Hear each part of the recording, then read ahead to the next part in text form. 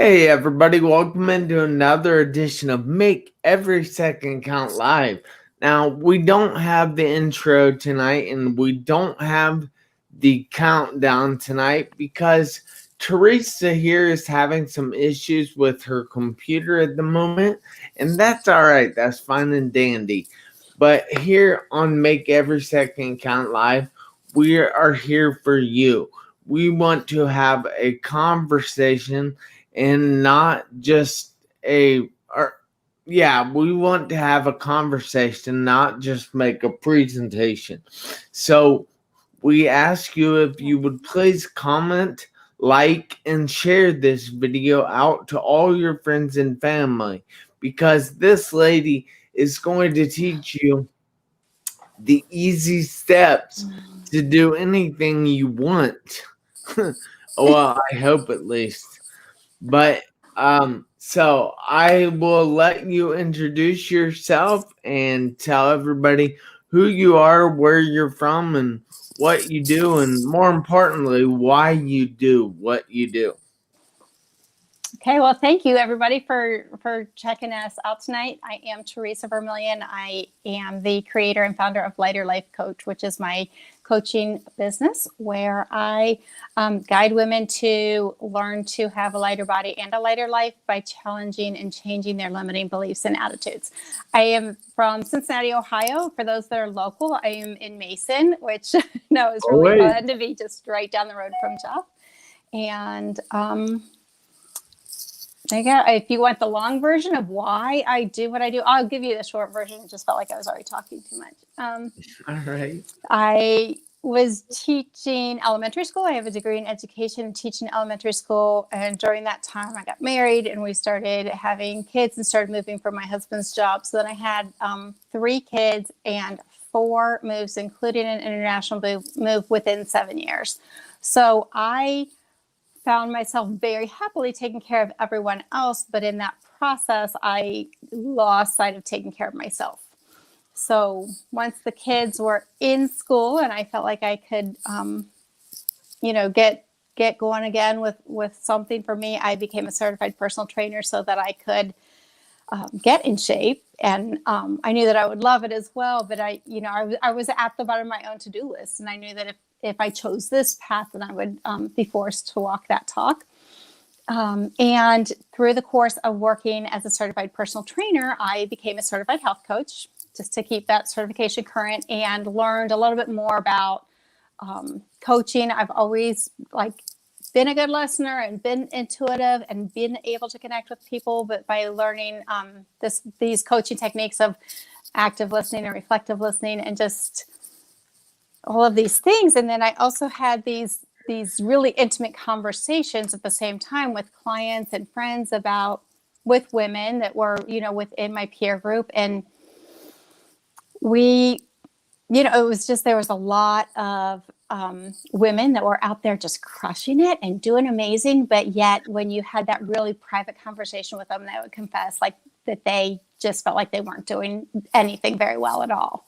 And that kind of led me into the last 3 years. I've pivoted towards life coaching. I've gotten a lot of life coaching myself, and just kind of realized that we have it a little bit backwards, and that we instead of forcing behavior changes, there's a better way to do it than just diet and exercise. So I'll let you take it. That is amazing, and I just want to say hi to a few people. So I want to say hi to my dad, who is also watching from across the street. So he's close to you too. And then I want to say hi to Lisa Marie Cron and Darren Butler.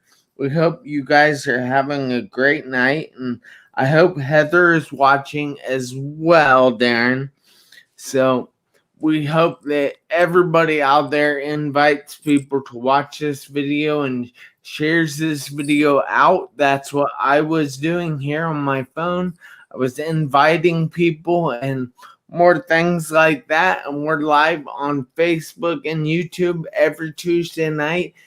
Usually it's at 7 p.m., but it was a little later tonight because Theresa had some technical difficulties.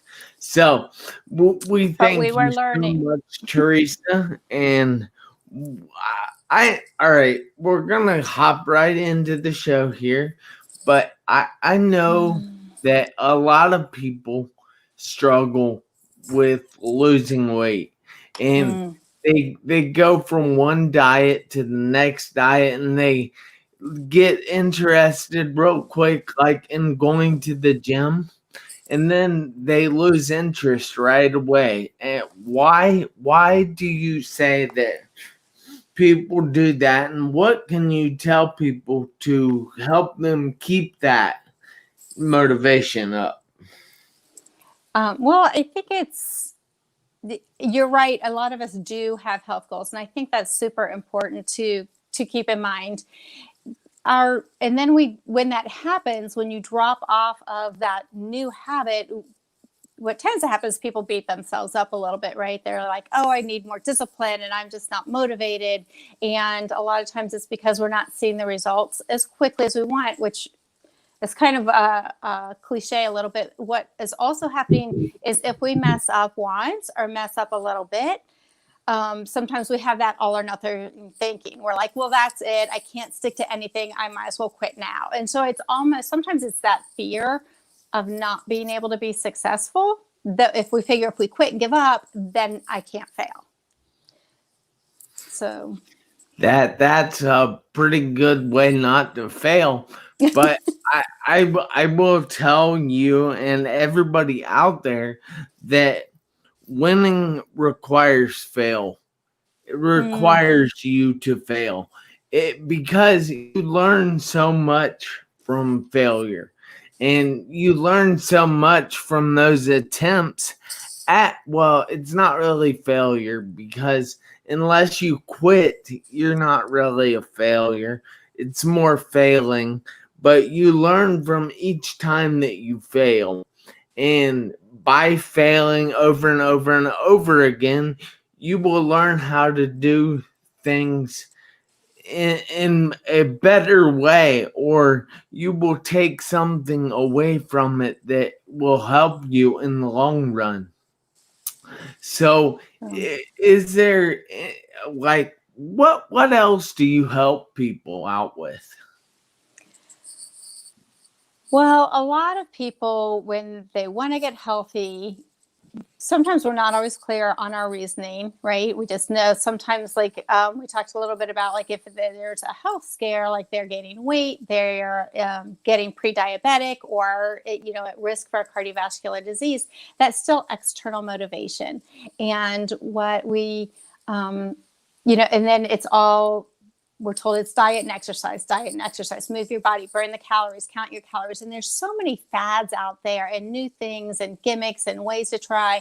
I know back in the 90s, it was all about being fat free. Everything, like if you are what you eat, if you eat fat, you're going to like be fat. And everything was low fat, everything. And, and it wasn't that long ago that we learned that actually isn't super helpful. And it was very, very hard for me to even shift my mentality. Like, it's okay to eat avocados. It's okay to eat nuts and things that have all those nutrients that we need, even though they're much higher in calories, and that fat, but it's really healthy. I mean, fat is one of our three macro nutritions. Yeah. Yeah. So you can't just eliminate, and keto eliminates a lot of our carbohydrates, which is one of our macronutrients.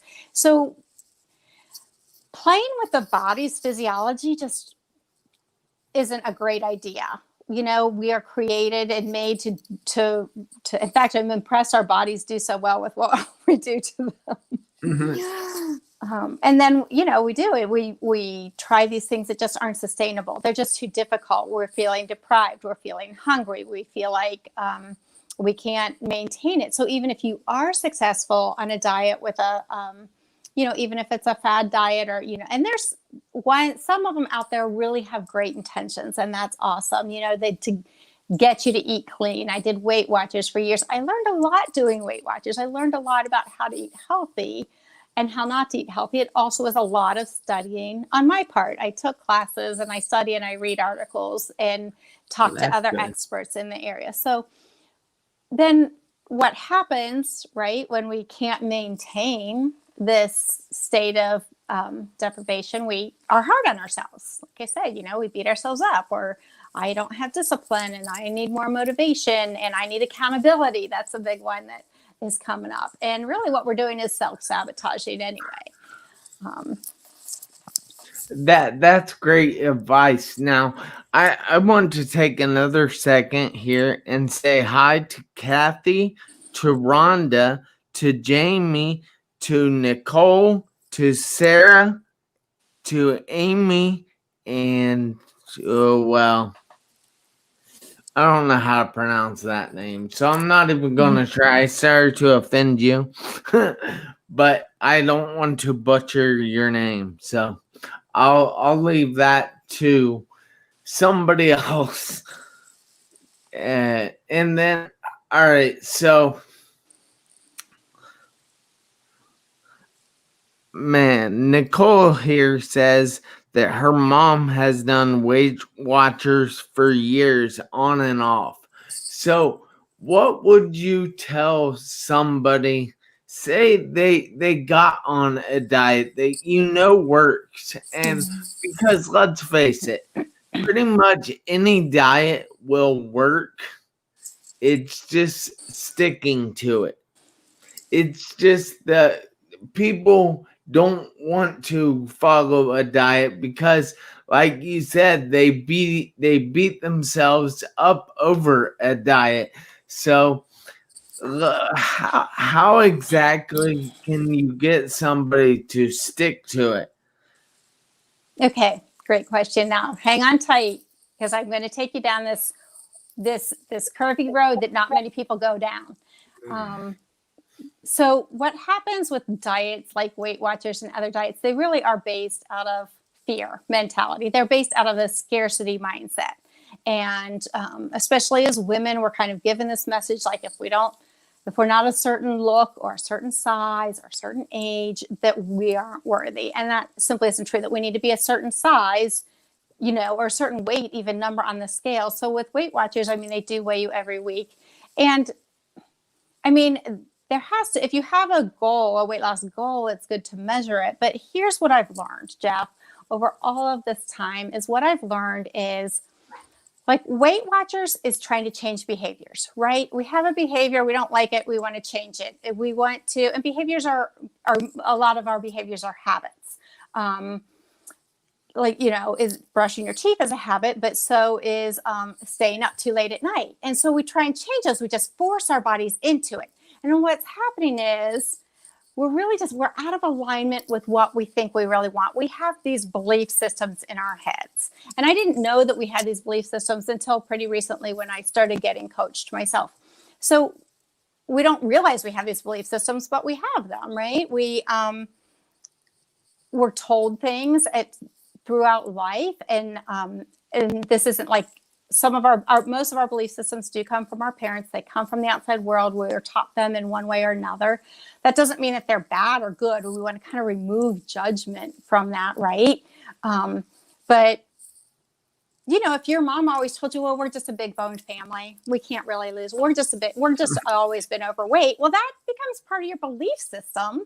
Then you will always quit every diet you go on. You will always regain your weight because you believe that you're a part of an overweight family, or that it's your genetics, or what that kid said to you in 5th grade about being ugly. Then you just grow up thinking you're ugly or have crooked teeth, and we take these on as our identity, and they're not our truths. So that's where coaching comes in, where we can really dig deep, kind of heal those traumas and change those beliefs. Once we shift our beliefs and our beliefs are in alignment with our truth and what we want for ourselves, then we can shift those behaviors, and it's not even forced. We just do it naturally because we think, oh, I am someone that eats healthy now. Oh, I am someone that loves life so much that I want to be able to stay here as long as I can and live in the healthiest, most highest version of myself that I can.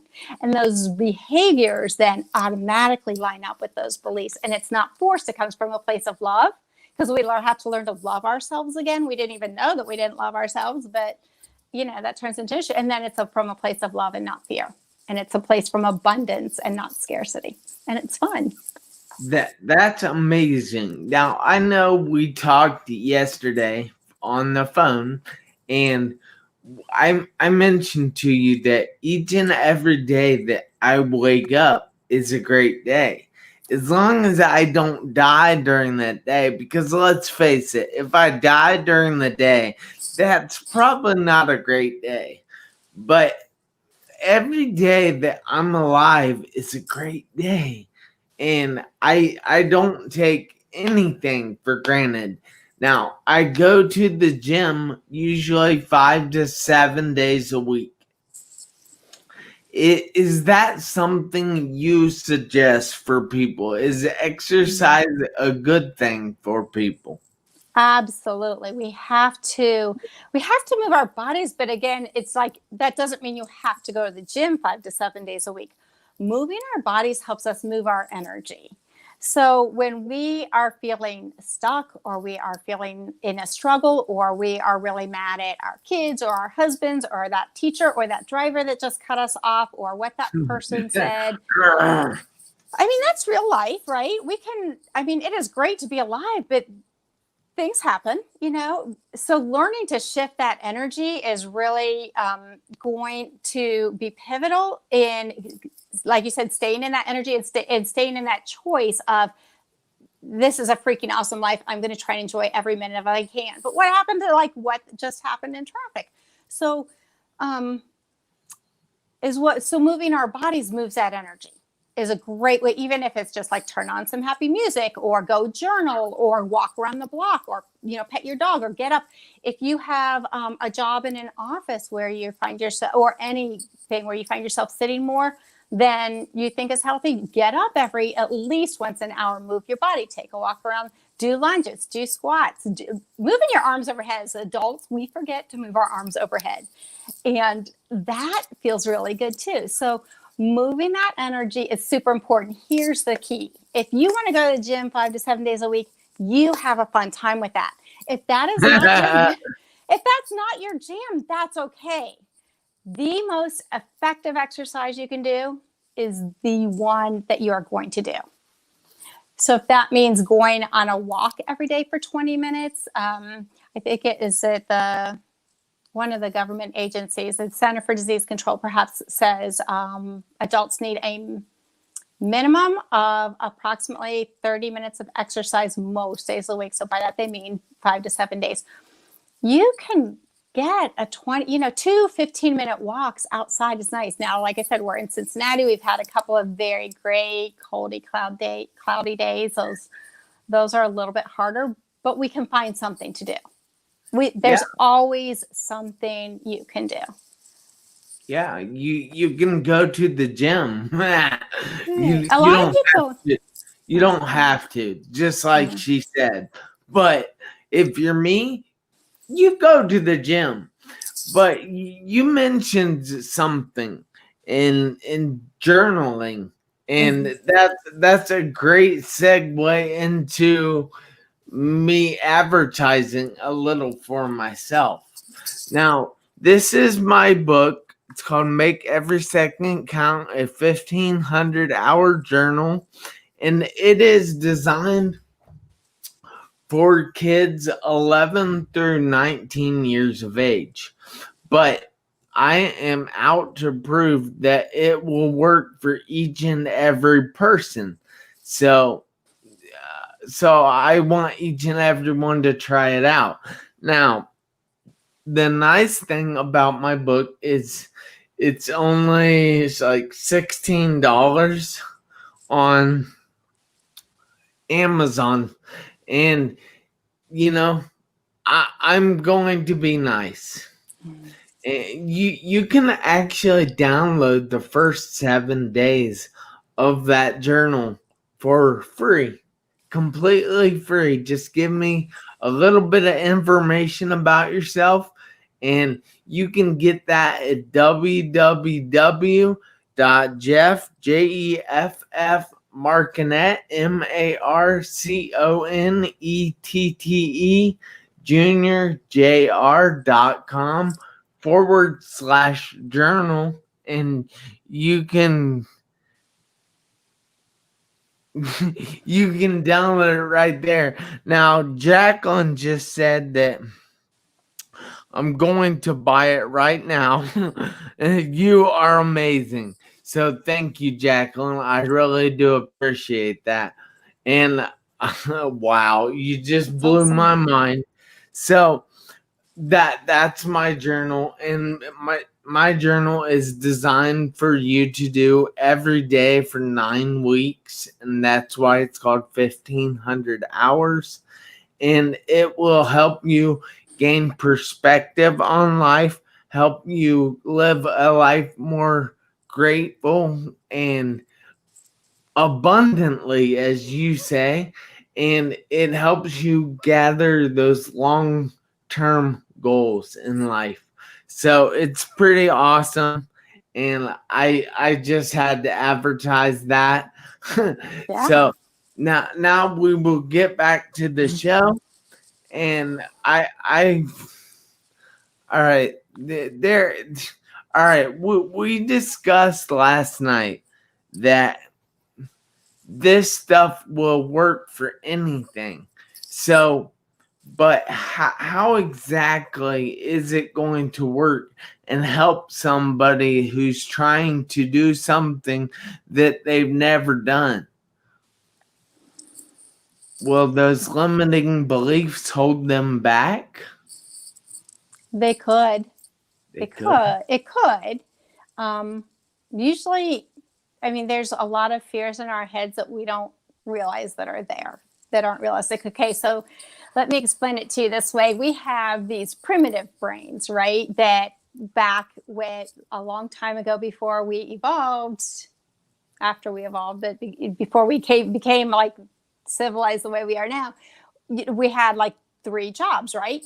Stay alive, don't get stay alive, stay together, get find something to eat, or whatever. So it was always like our brains were looking for fear. Our brains were save energy.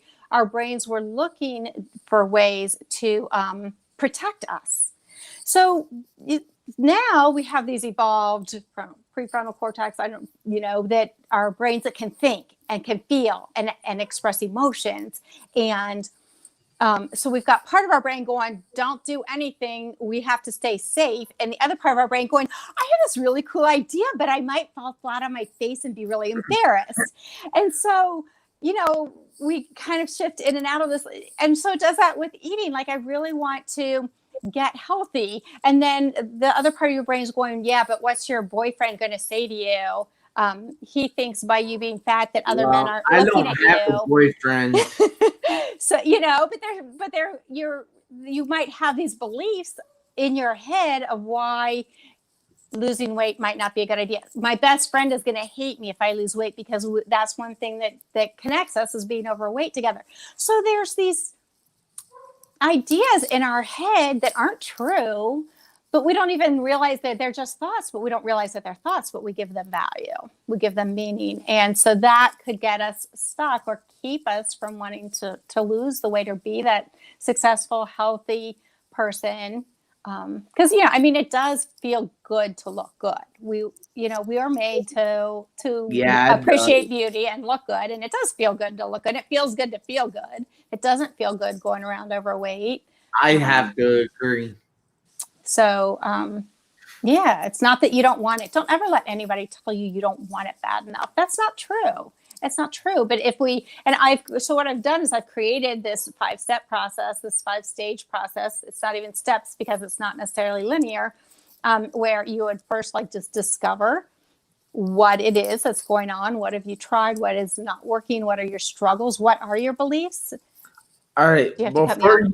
before you keep going, because I want to say hi to Brenda, hi to Amber, and that might be all the other ones that joined in. But I also want to ask the audience, please put these steps in the comments, write these Mm. steps down, make these steps known in your life because it can help you in the long run. So, all right, back to you. Great. Sorry. No, or that's fantastic. Thank you, and thank you all for joining us. I really appreciate you being here and being willing to start to understand what personal growth is a little bit about. So, these 5 steps. The first one is discover, where you're going to kind of just do a lot of it. Developing an awareness and just kind of explore, what are my beliefs? What kind of limiting beliefs do I have? And then the second stage is to challenge those. We're going to ask like really deep questions and challenge, is this true about me or is this not? Is this something I can change? And then that's the third stage, would be to change those beliefs and that it gets to be a lot of hard work, because it's hard for our brains to think your whole life, well, I'm just naturally an overweight person. It's in our genes. That's just an example. Well, that has a really deep groove. Like, this gets into neuroscience, which I also find fascinating. So those neurons have played that tape in your head so long that if you get up tomorrow and say, I'm not an overweight person, your brain's going to have a really hard time making that permanent adjustment. Does that make sense? It's going to have to make that new groove in the mud, and that's going to take some work. So there's exercises that we do to change those beliefs that we challenged and decided really weren't true about us. And then the fourth stage is connect, because then Whoa. yeah. The third was change, right? Yes. Discover, challenge, change, connect. All right. Then the fourth is connect. Mm-hmm. All right. Sorry, I'm writing these down because I don't Right. want to miss them. No, it's All right. good. Okay. So in connect, then we do really need to connect it to ourselves and make it ours, so that we do learn to believe it. And then there's activities we do for that as well. Yeah, so it's, and do it through movement, and do it through those mantras, and start really just embracing that new belief. And then the fifth stage is empowerment, where it does become a habit, and it is our automatic, our natural go-to stage. And like you said earlier, it works great for weight loss or getting healthy or any of those things, because then we're in alignment with what we really want, and it's an easy choice.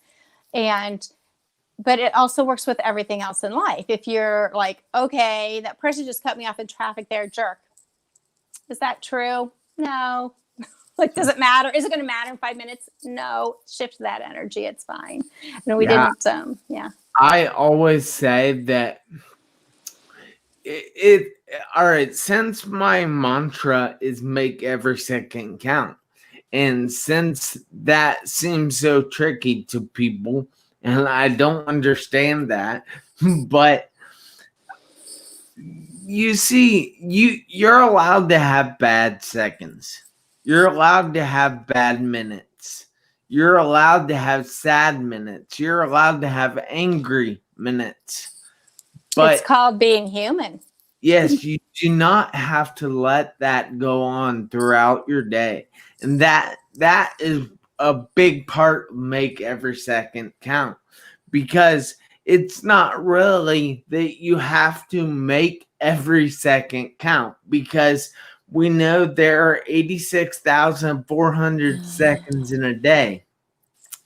That's kind of a lot of seconds to make count. And like she says, we're all human. We're going to have those sad moments, those angry moments, those anxious moments.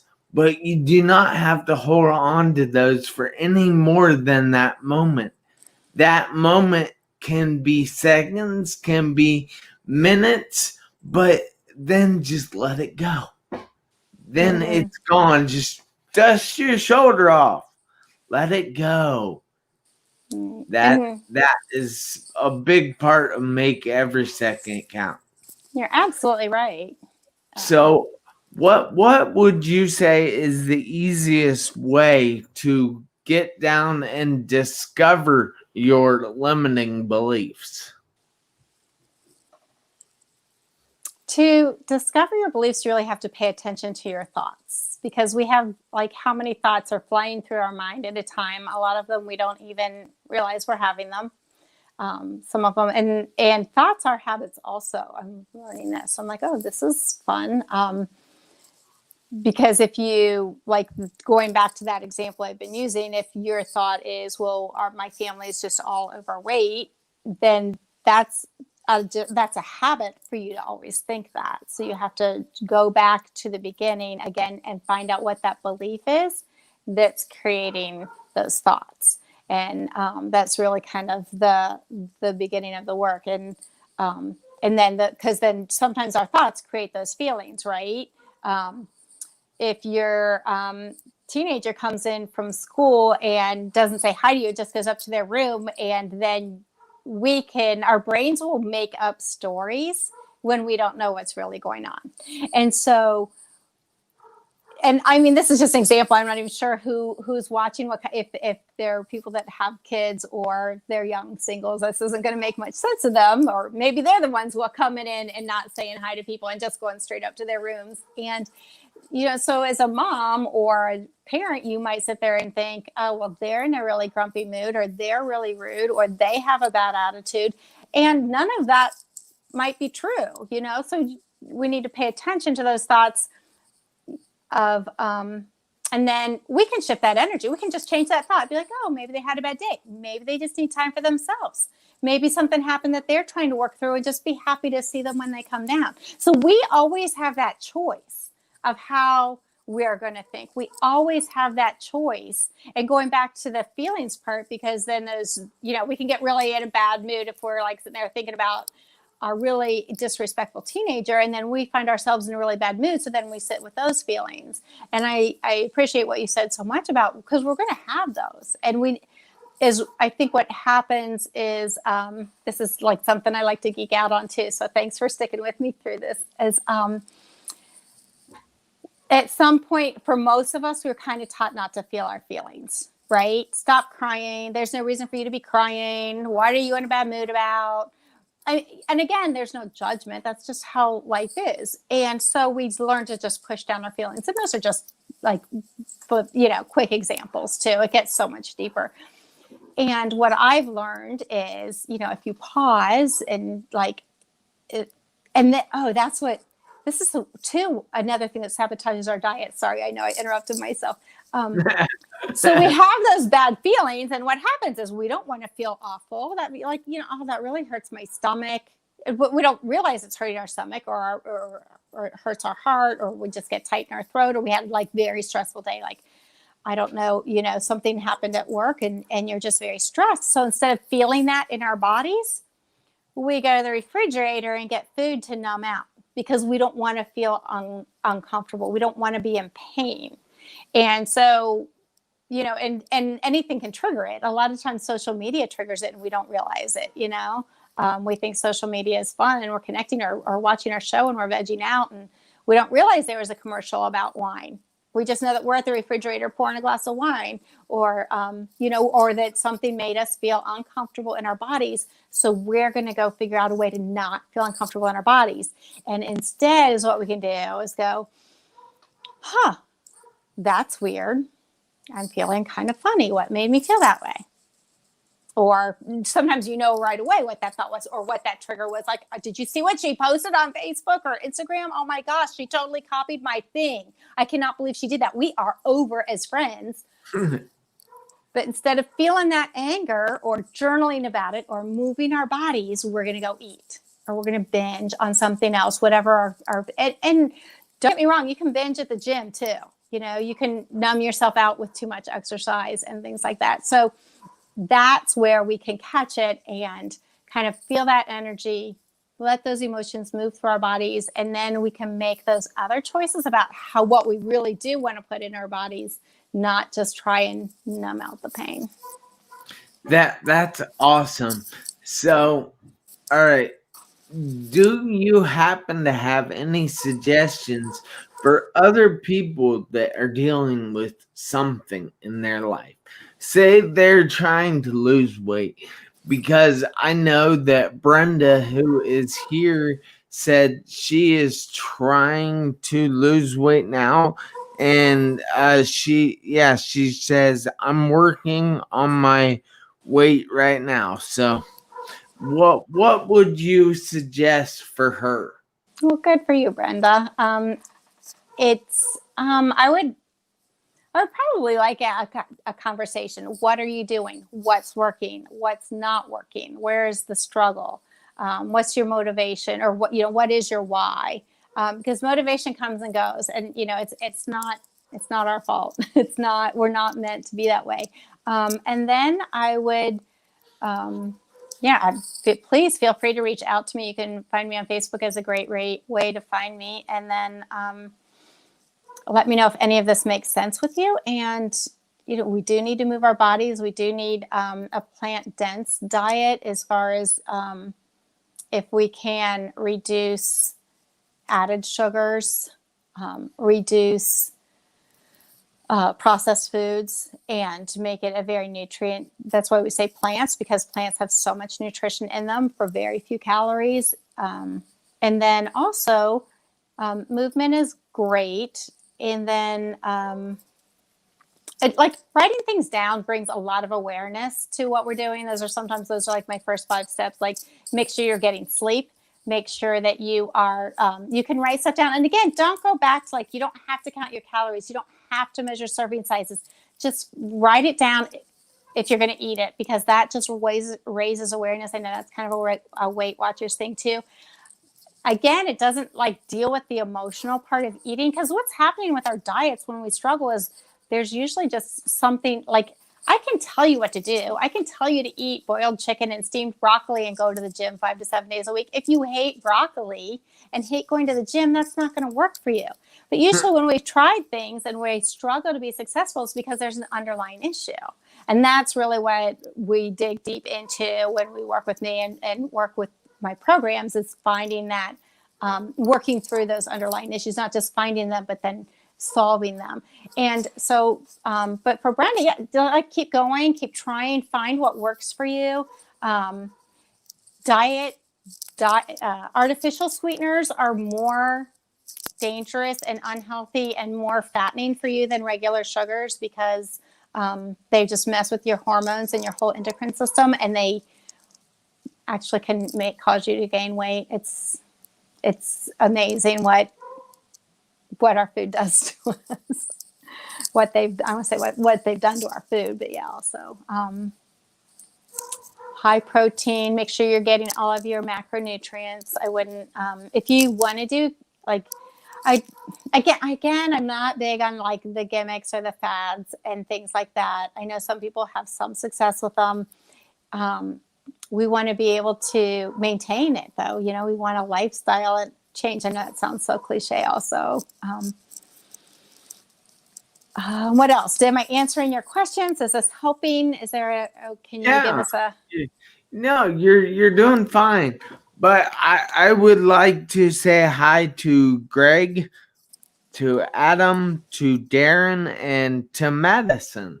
We welcome you to the program, and we ask if you would please share this video out, invite people to watch this video, post it in as many Facebook groups as you can. Just don't end up in Facebook jail, because that wouldn't be good. But so I would like to say thank you again for taking the time out of your busy evening to be here with me. And I really do appreciate it, because you're helping to change the world. And I love that.